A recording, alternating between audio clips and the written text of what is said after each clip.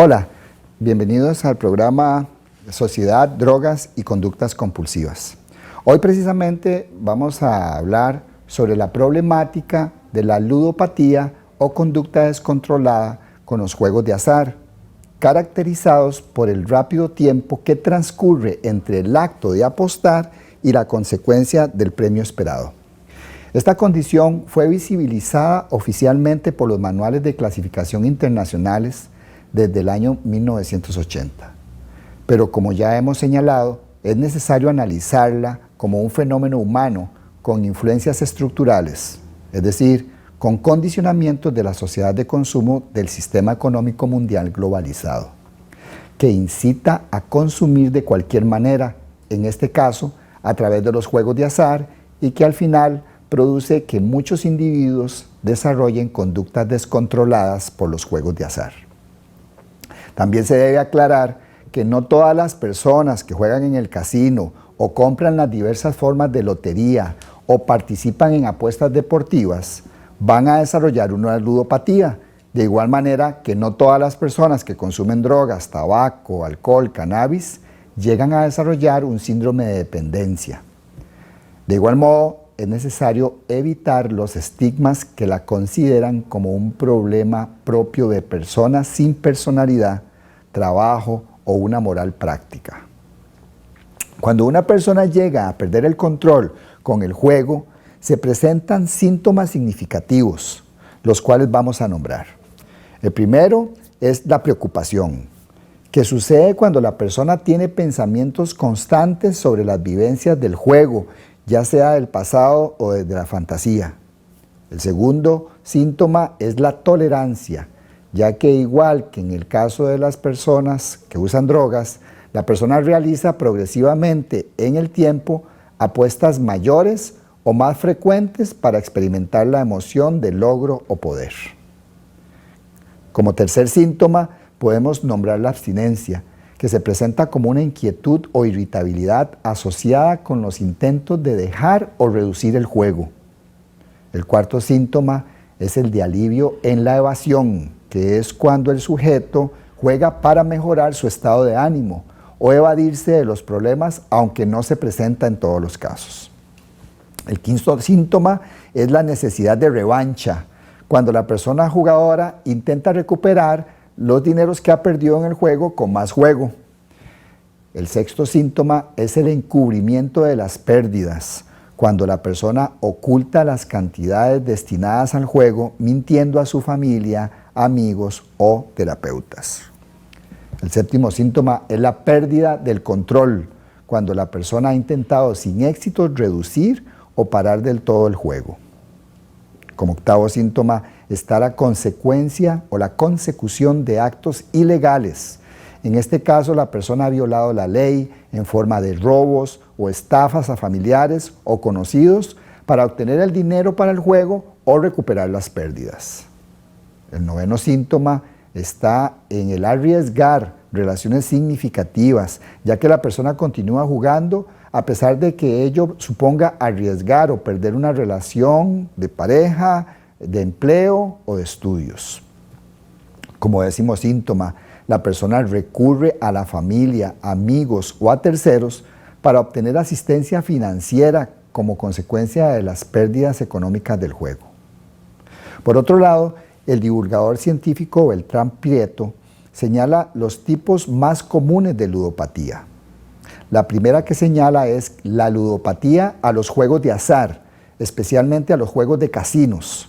Como indica Prieto, en el interior del casino hay multitud de juegos y máquinas basadas en el azar y que están programadas para que la gente gane con una frecuencia necesaria para que pierda dinero, pero que tenga la sensación de que lo gana. Los bingos, la ruleta, los dados, el blackjack, están todos basados en la suerte. La persona deposita dinero y en ocasiones obtiene un premio, cosa que genera una enorme satisfacción y acaba haciendo que se vuelva adepto a esa sensación. Acá se podría incluir también la gran cantidad de alternativas de juegos de lotería y tiempos legales manejados por el Estado y los juegos ilegales que ofertan muchas modalidades, desde tiempos y loterías digitales como la dominicana, la panameña, la de New York y Parlay, que paga 500 veces la inversión. La lotería ilegal mueve 175 mil millones de colones al año en Costa Rica. Como segundo tipo importante está la ludopatía a apuestas deportivas. Estas son muy comunes en la actualidad. Hay muchos centros que se dedican a ello, pero lo que realmente ha disparado los casos problemáticos es que puedan realizarse de forma online. Otro elemento peculiar de este tipo de ludopatía es que al no intervenir dinero físico, las personas no son conscientes de todo el dinero que están perdiendo. La peligrosidad se debe a la facilidad por apostar desde el móvil o la computadora y a que hay una falsa seguridad de que se puede ganar siempre. La gente cree que entendiendo de deporte lo más probable es que se gane, pero lo cierto es que los resultados deportivos acaban siendo cuestión de azar, lo que propicia que los apostadores pierdan grandes cantidades de dinero. Como tercer tipo, queremos señalar por su auge actual la ludopatía a videojuegos, la cual es una de las más comunes y a la vez poco reconocidas. Un factor importante en esta invisibilización es el hecho de que esta industria de entretenimiento factura en el mundo más de 100.000 millones de dólares. Con lo anterior queda claro una vez más que en nuestras sociedades los intereses comerciales son más poderosos e importantes que los intereses de salud psicosocial de la población. Los juegos premian la conducta de los jugadores, basando su poder de compulsión en que son divertidos y competitivos. Uno de los principales problemas de los videojuegos es que cualquier niño tiene una computadora o tablet en casa, por lo que hay que vigilar mucho que no desarrolle una conducta problemática. Por último, queremos ofrecerles algunas señales de alerta que permitan prever, cambiar o intervenir una conducta problemática de este tipo. Una primera señal es cuando la persona ya lleva un tiempo de practicar el juego de azar, casino, apuestas, compras de lotería. Recordemos que toda conducta placentera es susceptible y riesgosa de convertirse en una compulsión, comer, trabajo, sexo o ejercicio, entre otros. Por eso es importante reconocer que no se llega a perder el control por sucesos rápidos, sino por procesos que a veces llevan muchos años. La segunda señal de alerta es que se observan cambios de conductas personales e interpersonales. Se observan cambios en el aislamiento, irritabilidad, aumento de la frecuencia y la intensidad en el tiempo dedicado al juego. La tercera señal de alerta es ver anomalías en el manejo del dinero y problemas económicos y familiares. Por ejemplo, cuando hay ocultamiento de actividades financieras, como sacar varias tarjetas de crédito, usar cuentas de familiares, endeudarse sin conocimiento de la familia, robo de dinero, estafar a otros conocidos, invertir cantidades altas de dinero en el juego, gastar parte o todo el sueldo, o conflictos con acreedores, lo que empuja a la familia o amigos a pagar deudas embargables o peligrosas. Como cuarta señal de alerta, se presenta en la persona una resistencia a reconocer la pérdida de control. La persona no reconoce conscientemente la relación lógica y directa entre el juego y las pérdidas económicas. Desde una sensación de inmunidad con la creencia errónea de lo puedo manejar, la persona no percibe los riesgos y daños reales o percibe pocos o los considera manejables hasta que los efectos negativos los sobrepasan. Como quinta señal, podemos nombrar la compulsión y recaídas. En este momento, la persona ya ha desarrollado la mayoría de los síntomas que nombramos anteriormente y presenta una dependencia entendida como un deseo obsesivo por repetir la conducta que genera placer a pesar de las consecuencias adversas. Como última señal observable, se da en muchos casos la presencia de otros padecimientos psicosociales como rasgos depresivos, rasgos ansiosos, frustración existencial, bipolaridad, entre otros. Esperamos que esta información les sirva para poder prever y manejar una posible pérdida de control en el juego propio o de un familiar o un allegado. En estos casos es conveniente asistir a profesionales privados especialistas o a los EISAN, equipos interdisciplinarios de salud mental de la Caja Costarricense de Seguro Social, o a los grupos de ayuda mutua de 12 Pasos de jugadores anónimos, a cuyas direcciones se puede acceder a través de Internet.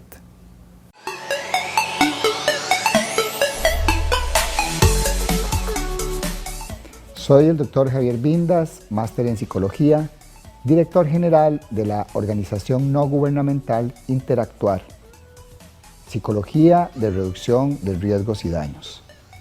Nuestra misión es proporcionar servicios psicológicos con programas de psicoterapia individual y comunitaria, capacitación especializada y de socioeducación al núcleo familiar, además de realizar procesos de investigación del uso y consumo de drogas en poblaciones con alta vulnerabilidad.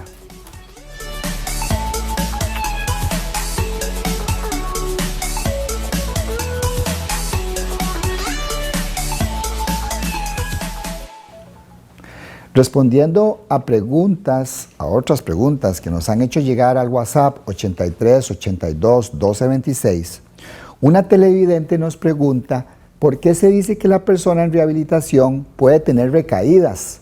¿Esto no sería un tipo de descaro?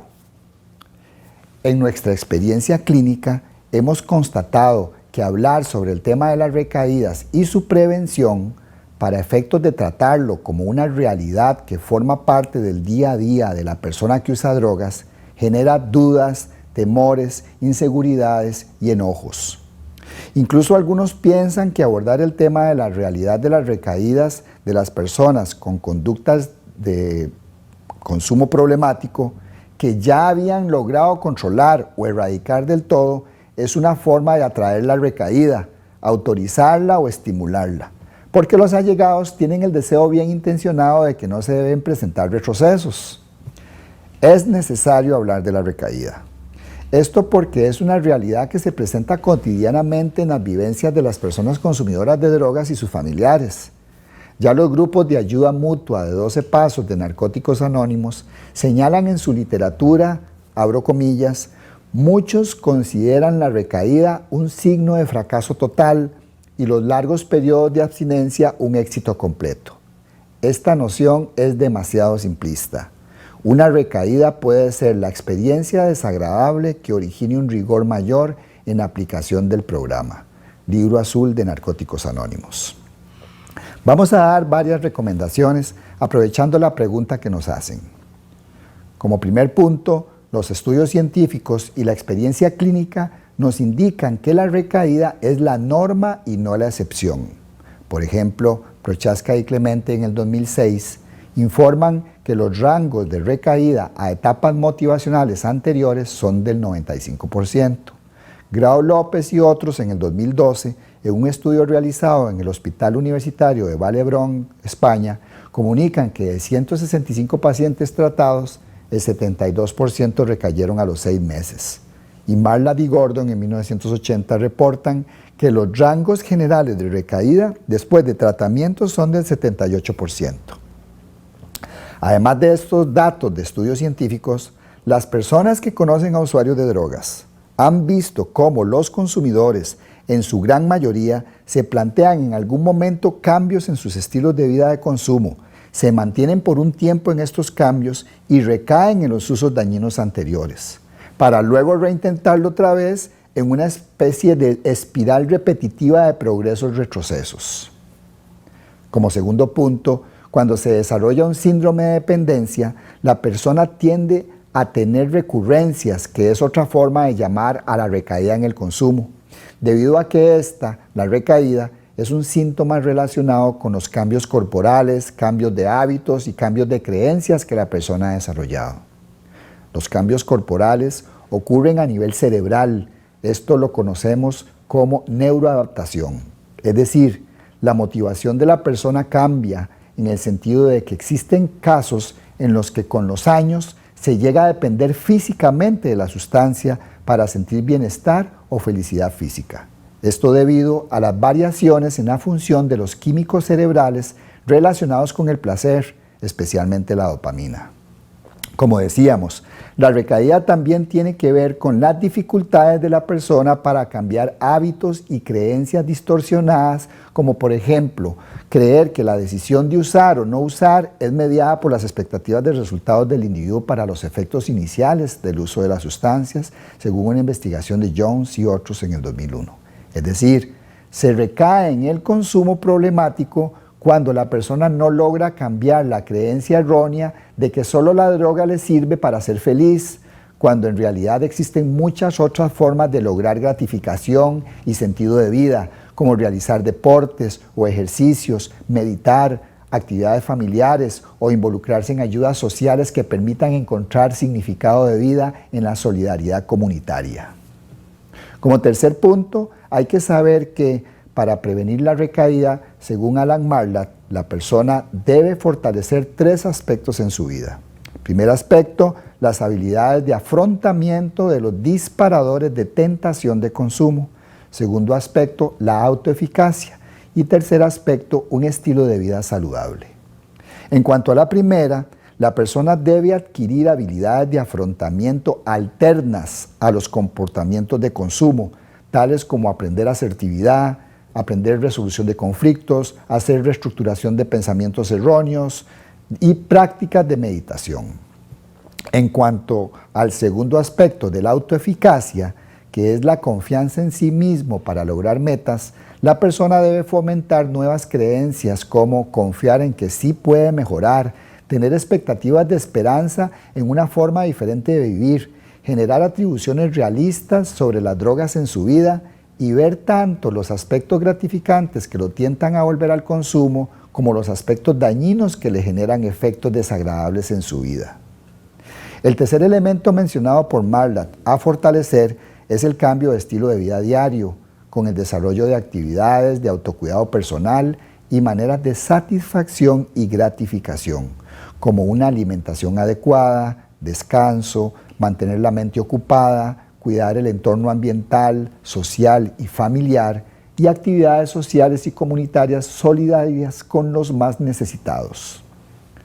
Como cuarto punto, existe el mito de que al ingresar en un tratamiento residencial asegura que va a suceder una especie de cura que garantiza que la persona no va a recaer más.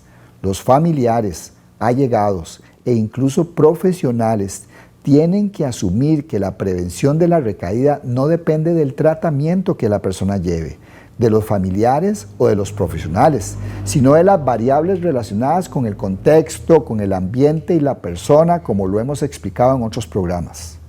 Si no se entiende este aspecto claramente, pueden generar mucha decepción, catastrofización, cólera con la persona que recae, descalificación de los centros de tratamiento y profesionales, al no comprender que en la recaída la responsabilidad principal es de la persona que ha desarrollado un síndrome de dependencia según su toma de decisiones. Es esencial entender la recaída como un proceso de aprendizaje y no como un fracaso.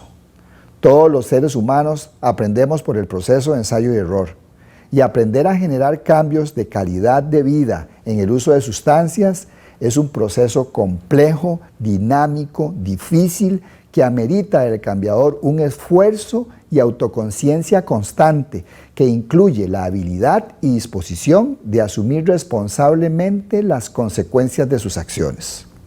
Por lo anterior, es esencial que la persona cambiadora aprenda a manejar las tentaciones de recaída, tales como los sentimientos negativos, los sentimientos positivos, el síndrome de abstinencia o la presión social, y fortalecer constantemente en su vida la congruencia con su escala de valores, tales como la honestidad, el respeto, el amor en todas sus manifestaciones y las metas de vida que lo estimulan al cambio. Como sexta recomendación, es importante que los familiares, allegados y profesionales entiendan que las personas son quienes eligen abstinencia o consumo regulado en el consumo activo de sustancias psicoactivas legales o ilegales, y que en cada persona se debe de abordar individualmente. No podemos meterlos a todos en una sola etiqueta o paquete pensando que todos los consumidores son iguales, sino que la recaída nos enseña que hay que abordar las variables individuales de cada persona.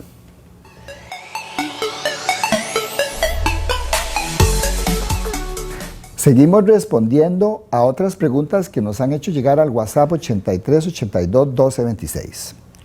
Una televidente nos pregunta: tengo un hijo en indigencia por adicción, he intentado muchas formas de ayudarlo y se ha internado muchas veces, ¿qué puedo hacer? Para responder esta pregunta vamos a tratar de contextualizar esta realidad cuya complejidad está muy bien descrita por la psicóloga Jorgelina Dilorio. En la frase, las personas en situación de abandono y calle son poblaciones socialmente amenazantes, culturalmente estigmatizadas y económicamente marginales. Esta frase nos ayuda a entender que no se puede interpretar ningún fenómeno humano de sufrimiento como lo es lo que se conoce como indigencia y ahora llamamos con sentido de respeto personas en situación de abandono o situación de calle, si no se ve como producto del contexto socioeconómico, cultural, geopolítico internacional.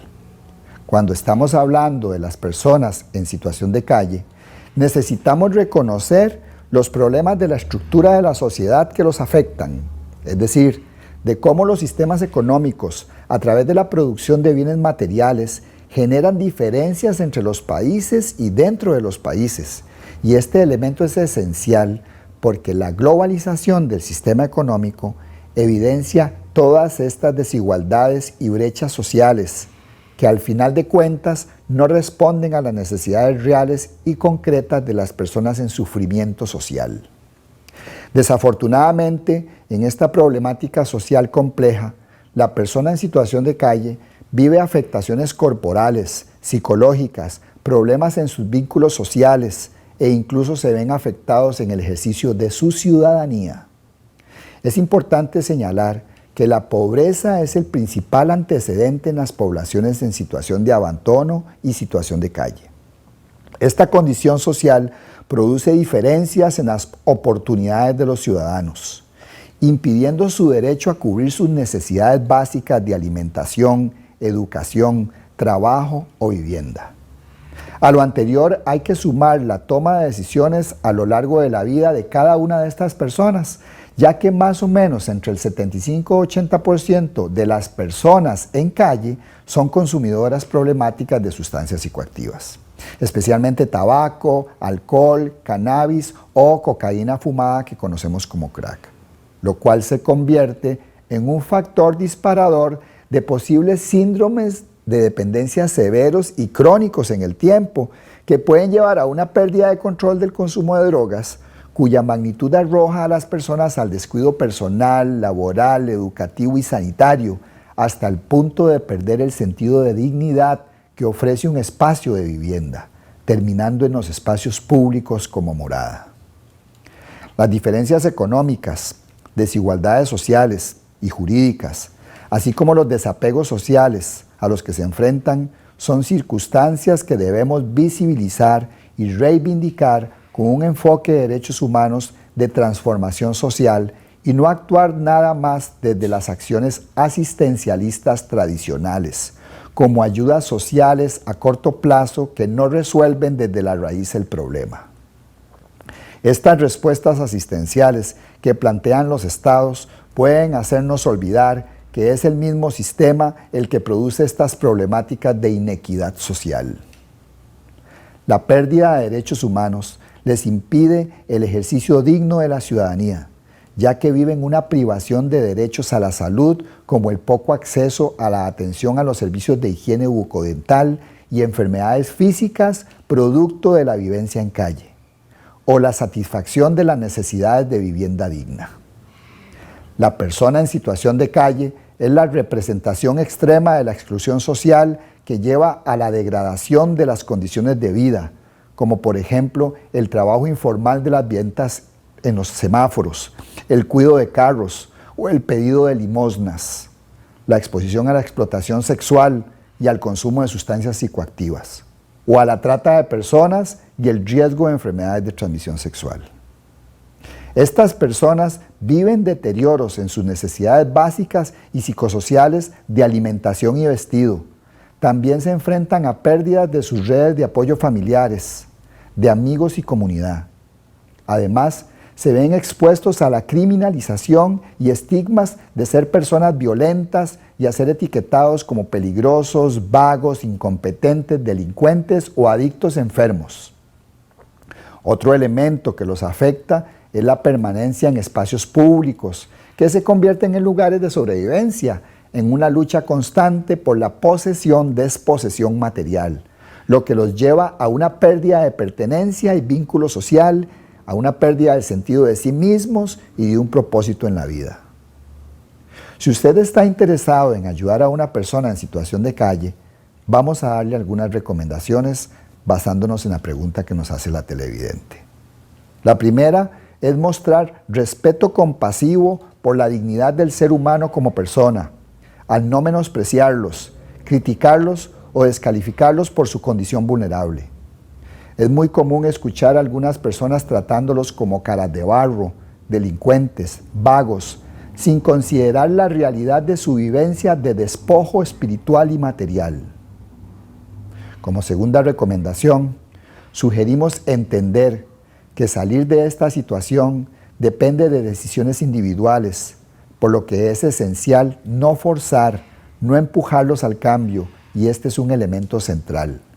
Pues normalmente la gente quiere ayudarlos, pero bajo condiciones como obligarlos a que entren en abstinencia lo más rápido posible, lo cual puede resultar en un contrasentido, pues el énfasis en la abstinencia prematura, sin estar preparados, no garantiza el éxito del cambio. Aunque el cambio depende de las decisiones individuales, también depende de las condiciones materiales, como el acceso a albergues de reducción de riesgos y daños, o centros de tratamiento residencial, además de acceso a vivienda y oportunidades laborales después de una elección de dejar la calle. Y como último punto, recomendamos unirse a grupos de voluntariados organizados de la sociedad civil, servicios de iglesias o instituciones estatales. Usted puede ayudar a una persona en situación de calle integrándolo al Sistema Nacional de Tratamiento. En nuestro país existe un sistema formado por centros comunitarios como carpas donde se sirve comida, se ofrece vestimenta, baño o dispositivos de escucha para orientarlos en el cambio de vida. Otros dispositivos disponibles son los dormitorios, donde puede pasar la noche fuera de la calle, o los albergues, donde pueden vivir y salir a trabajar. Recomendamos integrarse a organizaciones establecidas para acompañar a estas personas de una manera científica, adecuada y sin alcahueterías, potenciando a la persona desde el respeto a que tome decisiones con su vida. En cuanto a la televidente que nos consulta, puede dirigirse a los Centros de Atención Integral en Drogas de IAFA para consultar sobre la lista de lugares aprobados oficialmente, donde su hijo pueda obtener ayuda cuando tenga la motivación y deseo de un cambio de estilo de vida. Si su familiar mantiene una condición adjunta como depresión, ansiedad o en algún otro padecimiento de salud psicosocial, puede dirigirse a los equipos interdisciplinarios de salud mental de la Caja Costarricense de Seguro Social.